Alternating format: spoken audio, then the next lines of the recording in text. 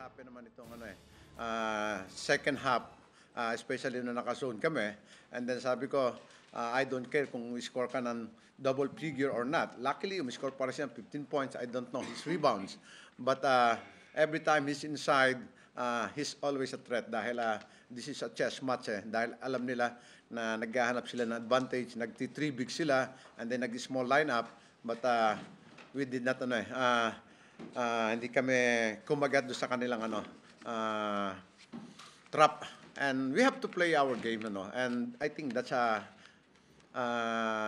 nangyari ngayon we have to we're able to dictate the tempo of the game, and I think that's crucial for us. Si Chris Ross being more active offensively was really part of your plan? Well, nagulat ako and happy na pumapasok ang kanyang mga tira, especially sa 3 points area. As much possible, gusto kong tumira si Alex or si Marcio.